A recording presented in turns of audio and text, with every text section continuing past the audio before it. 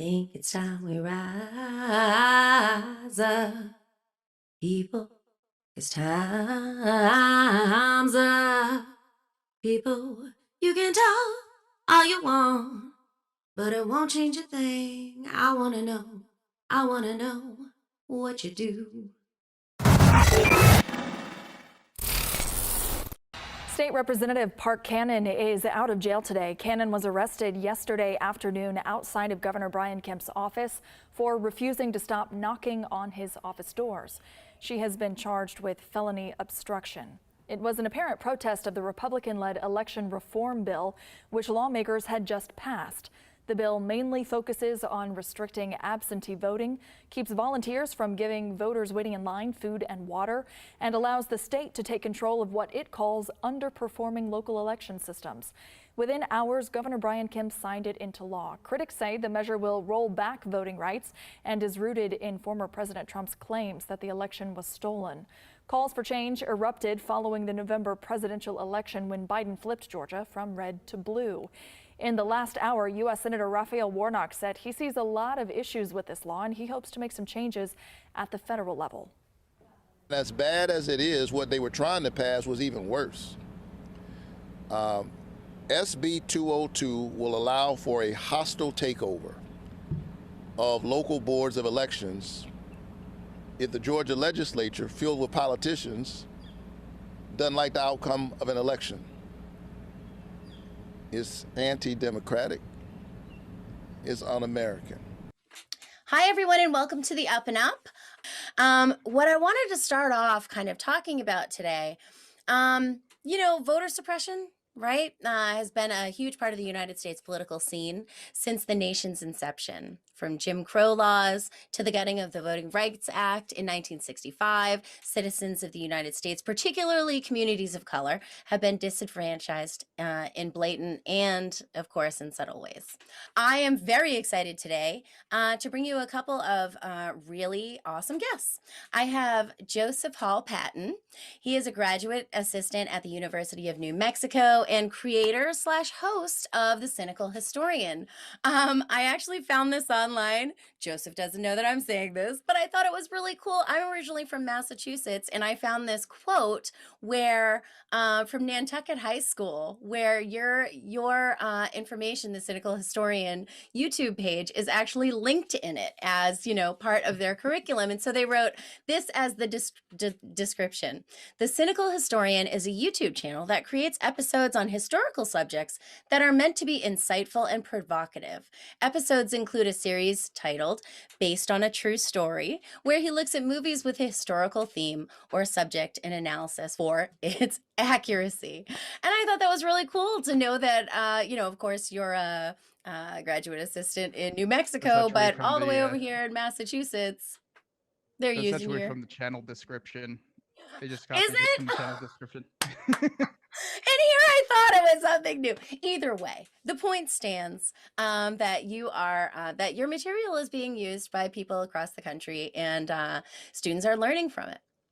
Also, we have Caleb Mood, who you guys probably know, in the Mood for History.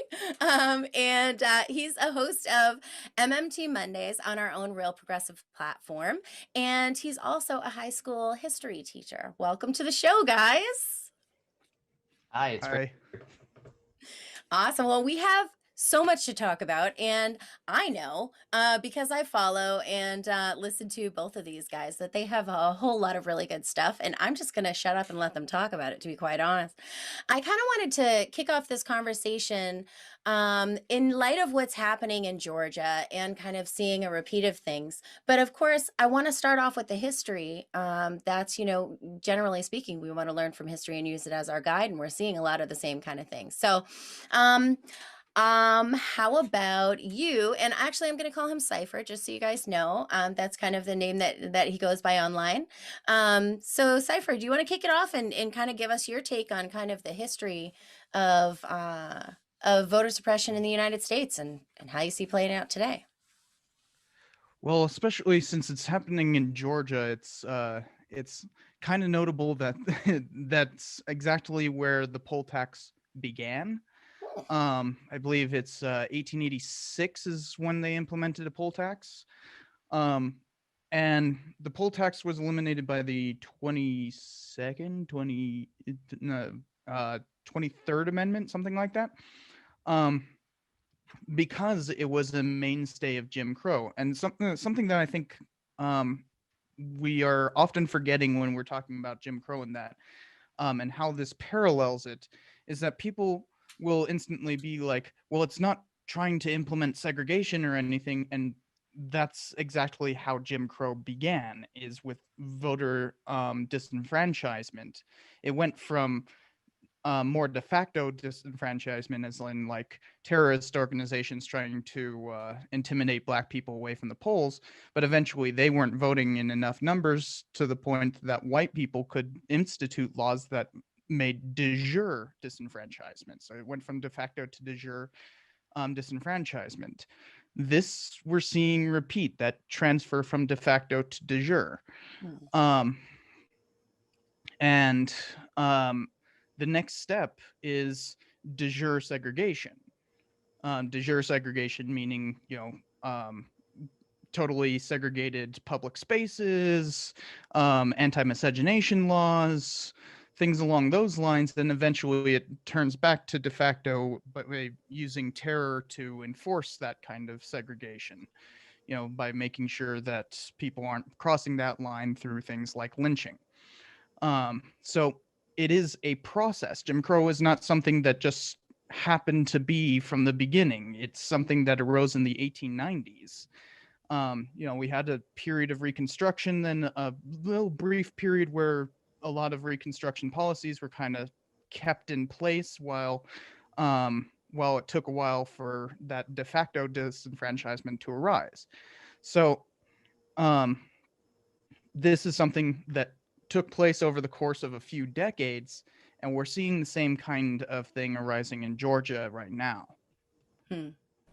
With Senate Bill 202, Georgia will take another step toward ensuring our elections are secure, accessible, and fair.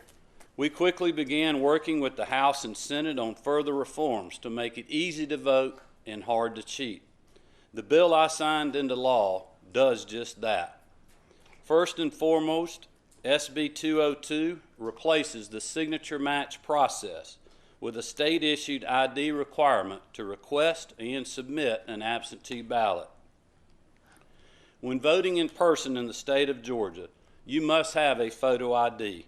It only makes sense for the same standard to apply to absentee ballots as well. By moving to a state-issued ID requirement instead of a signature match, Georgia will dramatically streamline the verification process on absentee ballots. In contrary to the hyper-partisan rhetoric you may have heard inside and outside this gold dome, the facts are that this new law will expand voting access in the Peach State. Every county in Georgia will now have 2 mandatory Saturdays of early voting and the option of 2 Sundays of early voting. Georgians will no doubt be soon overwhelmed with fancy TV ads, mailers, and radio spots attacking this common sense election reform measure. In fact, left-wing groups funded by out-of-state billionaires are already doing that now. They're using outrageous, false rhetoric to scare you and put millions of dollars in their own pocket. They're threatening to boycott Georgia businesses in the middle of a pandemic because they oppose election integrity. According to them, if you support voter ID for absentee ballots, you're a racist. According to them, if you believe in protecting the security and sanctity of the ballot box, you're a, quote, Jim Crow in a suit and tie, end quote. Yeah, that's really interesting. Caleb, I know that I've heard you go into this a lot in a lot of detail as well. What's your kind of major takeaway from the similarities between then and now? 100%. And I'm going to echo exactly what he said. It's kind of very similar. These Georgia voting suppression laws are just like how I approach teaching my students.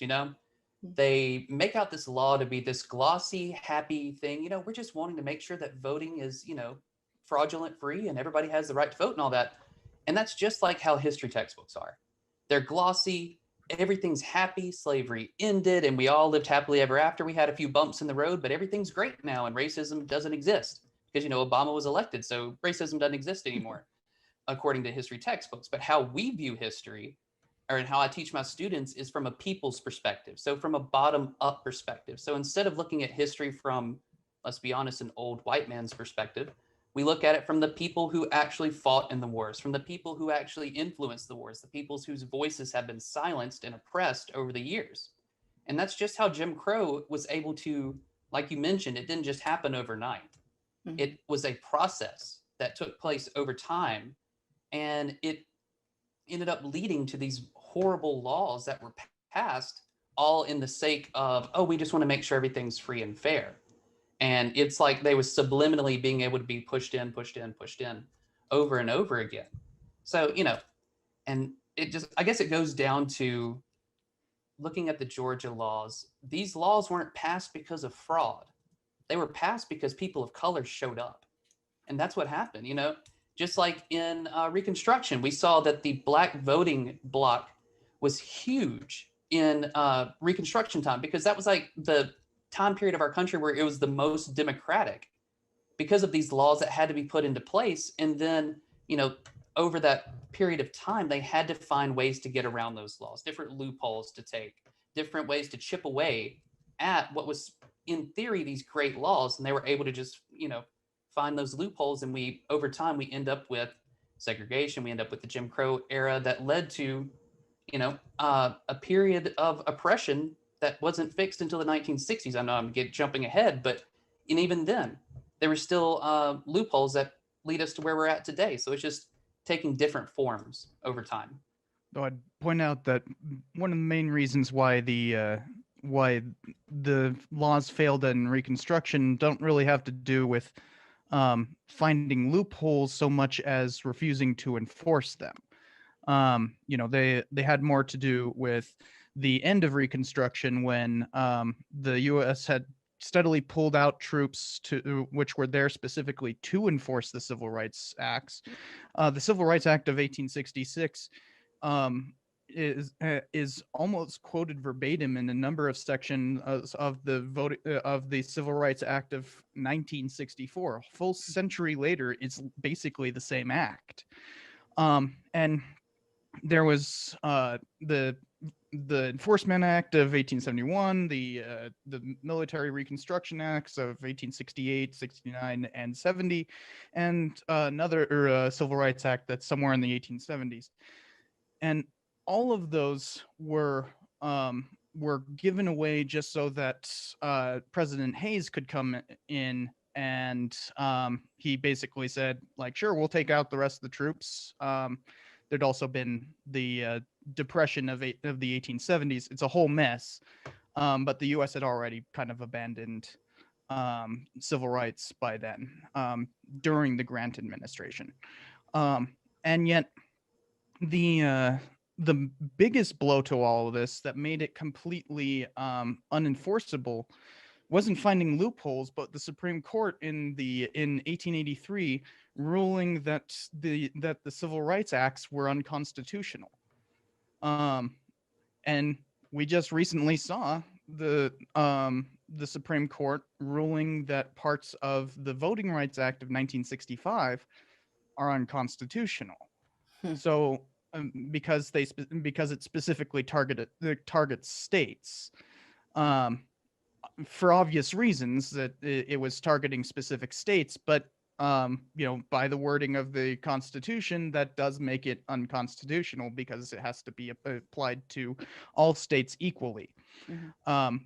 And Congress will not pass a revision to the 1965 Act in order to make it enforceable upon all states.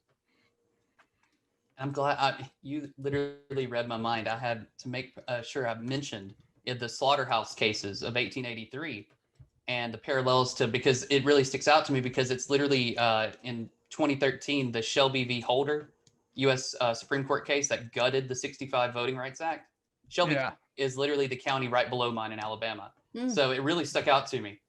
And it's literally, they gutted those provisions for counties that had high instances of voter suppression and had, like, I guess, like you said, like those safety valves or measures that ensured these free and safe elections, I guess you could say. And they just pretty much said, well, and John Roberts, Chief Justice John Roberts said, well, it's been decades and decades. They've learned their lesson. So why should we, that's oppressing them by being able to still hold these things over them. And it's just like, how could you even say that with a straight face? Right. It's just Well, it's also, I mean, it does make sense to say that this is, attacking specific states, right? And that is specifically unconstitutional to treat states unequally. But it would take a very simple amendment to that law to do that. And mind you, the 1965 Voting Rights Act is just an implementation and is just a way to enforce the 1870 Voting Rights Amendment, the 15th Amendment. And it's very well also to enforce the I can never remember which one eliminated poll taxes, but that's like 1961, if I remember correctly. It was signed by Ike, but it was ratified, I think, during Kennedy's administration. Anyways, the Voting Rights Act of 1965 is simply trying to enforce the Constitution. And so when you have all of this this talk about, like, what the Supreme Court is doing and all that, it's important to realize that all they're doing is interpreting the Constitution, but they get to interpret it kind of however they want. And the more conservative justices there are, they start taking a less lenient stance towards trying to enforce these things and more towards states' ability to regulate their own elections, which historically kind of doesn't work. So it's a very complicated process, but it's a process. Yeah, especially what's interesting is I think is, specifically in Georgia, is that it gives a lot of oversight to the state legislature to oversee the elections in that state. So it makes it a little more dependent on the people who they already know are conservative and going in that way. A big misconception with poll watchers is that we actually have had a standard in the law for allowing poll watchers by specific party affiliated poll watchers. That goes back to Reconstruction. That's something that has been standard in every election. People made a big deal out of it in 2020, partially because Trump was trying to he was basically saying, like, intimidate voters. But poll watchers, if they do intimidate voters, they are liable for up to 10 years in prison. So, that's it's not quite the same thing.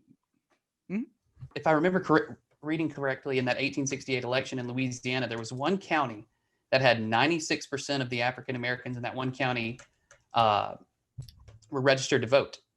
And then through Klan intimidation, and then after, Grant had the Ku Klux Klan acts and all of that kind of stuff, they had to take those more nuanced or more subliminal tactics through legislation. That one county, it was cut down to 5% of African Americans were registered to vote. They had been purged from the polls within a 2-year period. So, I mean, I guess a midterm year period, they had been purged from having the right to vote. So it's just like it just took that transition, or just like another mask or another name from, overt terrorism to they had to find more creative ways, so to speak, to attack and oppress and disenfranchise. Mm-hmm. Mm-hmm.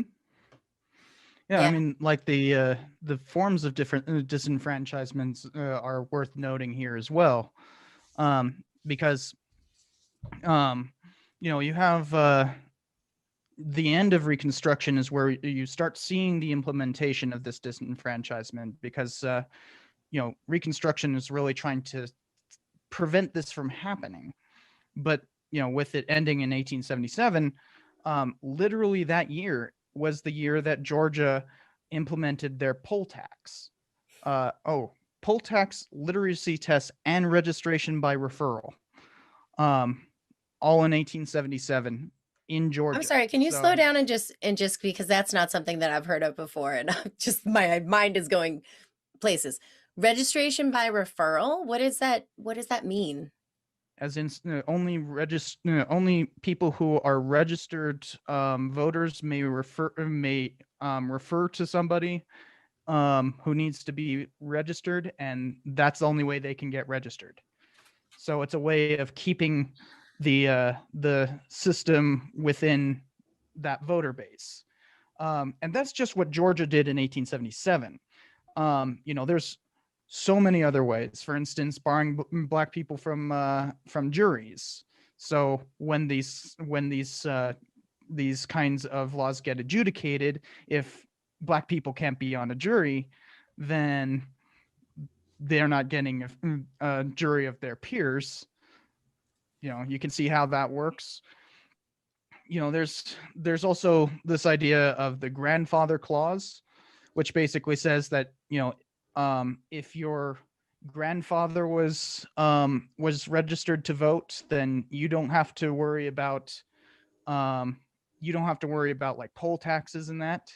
And mind you, obviously, ex-slaves grandparents were not registered to vote, so there's all these different ways and you'll notice that none of these things say anything about race, with the exception of barring Blacks from juries.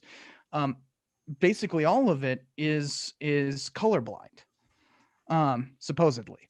Mhm. But you can't. There's really no such thing as being colorblind. Mhm. You're always going to see color, and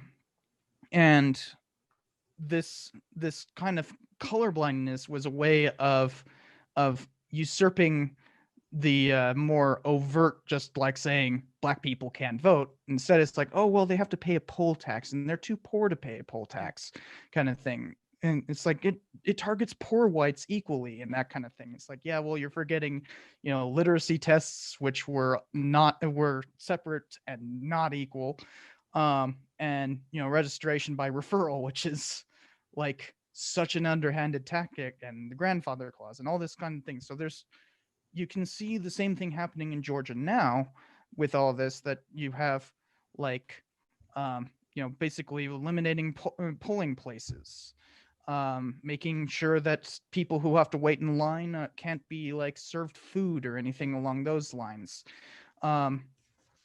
eliminating days in which you can vote. So like a lot of one of the standard things in a lot of southern states is to get out the vote is to go to predominantly Black churches and basically offer busing on Sundays to go and vote at the polls from church. So basically just come right out of church, you heard your sermon, now you're going to go preach it at the polls. But like that's getting eliminated.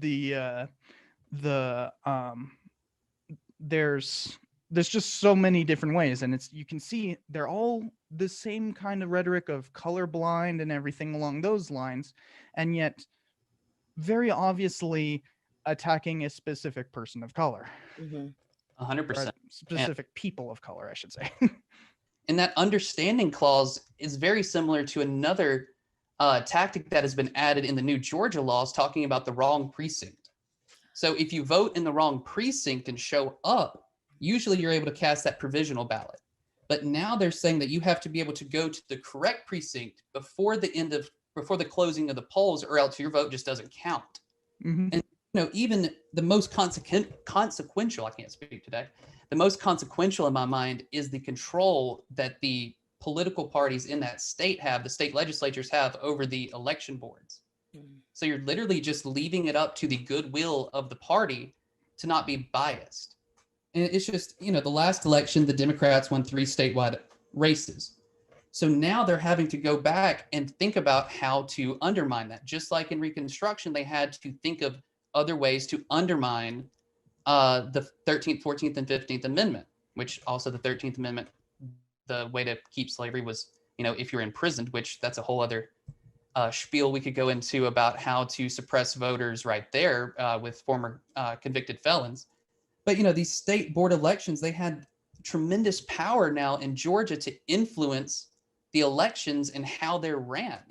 And it just all goes back to, when President Trump was telling, the Secretary of State essentially to find votes. And, we see all these different ways that they're able to then take, kind of put their finger on the scale and influence these elections even more. We're kind of like laser focused on Georgia and their current laws, but bringing up Trump, he formed an election integrity council or something like that, and as one of the first executive orders that he made. It was like the second day of his administration that he formed it, and it was chaired by Pence. And this is following right after the 2016 election. Of course, he made all those claims about like millions of dead voters and all that kind of stuff. And you can see that this is kind of coded language to say when they're talking about like election integrity and trying to make sure that this kind of stop rigging and all that kind of stuff, these grand conspiracy theories that they've got. The fact is that none of that is actually happening, but what they're using it for is they'll take like one case of somebody who like double voted. Half the time it's like even by accident. It's just some little old lady who like did a preliminary vote and then she like went in the day of voting and did it because she didn't remember casting a ballot like 2 months ago. And then like they slashed out her first ballot because that's the law, and went with her newer ballot, but case of voter fraud. And they use that kind of thing to start implementing these laws. This is an old tactic. This doesn't really have to do with Jim Crow, though. This is more how gerrymandering has been electronic. How do you say that? Using computers to make better gerrymandering. It has often been on the back of these claims. Ever since the 1980s, it's been these claims of voter fraud have constantly been used to create more and more gerrymandering. And interestingly enough, that gerrymandering on average benefits Republicans. Republicans have been losing the popular vote steadily throughout what we're currently in what's called the sixth party system. The sixth party system started sometime between 1968 and 1980, depends on your definition. It's basically when the party switch was fully completed, and that neoliberalism became like the default political mindset of all politicians. Neoconservatism versus the new left became the kind of like cultural mindset. So from the 1980s onward, the Republicans have actually been steadily losing on average the popular vote. And so they've had to resort to these kinds of gerrymandering. But now they're resorting to even harsher measures like actual disenfranchisement. Well, it's Go off interesting of that. because the reaction to all of those is to put it more in the hands of the state legislatures, which is like absolutely ridiculous. I've done a lot of research on gerrymandering, and of course the goal is, if you're fighting against gerrymandering, is to have an independent districting commission. We've seen it in California, we've seen it in different places where it's actually worked really well. But the reaction is to kind of pull inward and and to put more into the hands of the state legislatures, which obviously are going to want to maintain their power. I mean, I'm sorry, go ahead, Caleb. Oh yeah, I was just kind of going off of what you were saying, that the ability to maintain power in these state legislatures is mind-blowing. The links that they go to. Looking at a map, a district map in Alabama, you can tell in Birmingham, which is, you know, the largest city, they have, it's also the majority African American as well. I think 74% of the city of Birmingham, which has close to 800,000 citizens, is African American. And you can tell how they're able to pack these different districts and just slice up these districts to be able to split the vote, to be able to keep that Republican majority. Wasn't Alabama the one that just recently had like their gerrymandering struck down because it was racial? It was, I believe that was Virginia, if I heard it correctly, because I know Alabama is redistricting again in 2020, and that's why the census was so important, and that's why it was just so crucial, the fact that they cut off the deadline early back in October. Census. That's everywhere is because it's every 10 years in the census, because of course it's population based. So, you know, so every state is in the process of doing it. And this is why, it was such a huge push, because this is why it was so significant, the questions that they put on the census that would discourage people who were undocumented or, whatever, unsure or whatever it was, that would discourage them from filling it out, because it's based on population, whether you're a citizen or not. You need resources, right? And so, but if they can do that and they can get less people to do that, then it less people to fill out the census. Then it's that type of situation. That's why it was such a huge important time for them to make sure that question was asked in a proper way. Most people would say, well, it's just a question on it, it's just a something. No, it's very, very important, because it decides how your state is going to be represented for the next 10 years. It's huge. Oh, go ahead. Representative. Oh, no, I'm sorry. I was just going to say, and Alabama is actually going to lose a representative in the House because of that. Really? Because the population fell, and, we had one of the lowest turnouts for census people to fill out the census. And we actually stand to lose a House of Representative in this upcoming year. They're having that's part of the redistricting as well. And it's fascinating to read into this and just know the intricacies of and links that they go to, in both blatant and subliminally. Especially between, Georgia being right next to Alabama, it's easy to focus in on that, and especially because it's in the news. And I didn't want to cut you off, but just something I really wanted to mention was, we talked about the difference between the blatant and the subliminal. And we keep talking about all these different laws that are subliminally, what they're targeted towards, where they're being aimed at. And then just the overt was the arrest of the state representative Parker Cannon at the signing of the law, the Georgia law, literally, which first off, I find ironic. I don't know who this is. She was the state representative from Georgia. She showed up to the bill signing, which the governor of Georgia sealed off the, the conference room where it was signed. And she started knocking on the door to try to get in to be able to see it, because she's a state representative. She has that right. There were 7 Republican state representatives, all white men, watching him sign the bill, which also behind the governor was a painting of a slave plantation, which I find very ironic. And she was arrested for that, for knocking on the door. The police arrested her, picked her up, and carried her by the arms outside in handcuffs, a state representative. And now she faced a jail time. This is a felony or something. I mean, I'm pretty sure I remember them saying that she was facing the potential of 10 years. I might be a little off on that, but it's pretty close. Yes, and it's like she can literally face 7 to 10 years for literally wanting to witness what everyone else has the right to witness as a representative, the signing of this bill. And that's just that overt political suppression. She was charged with knowingly and intentionally knocking on the governor's door. Yeah. To watch the video, it's like a child. Knowingly and don't intentionally. Do that. Don't do that, or you're going to be in trouble. And then it turns into, I just can't even. Oh, she apparently stomped on one of the officers' feet 3 times during apprehension, and therefore is assaulting an officer. Well, she was being picked up and carried backwards, by the way. You're very careful about where your feet are going when you're being dragged by your arms. To watch the video, because you can see the fear in her face as she's being carried off, because, look at Freddie Gray. He was put in the back of a police van and he just happened to die.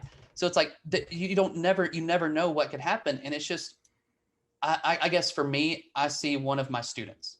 That's how I picture these people being arrested and just being manhandled. And each time I see one of my students, and it's just heartbreaking to see how they just completely thumb their nose up. The police and the legislators in Georgia, it's like they don't even care.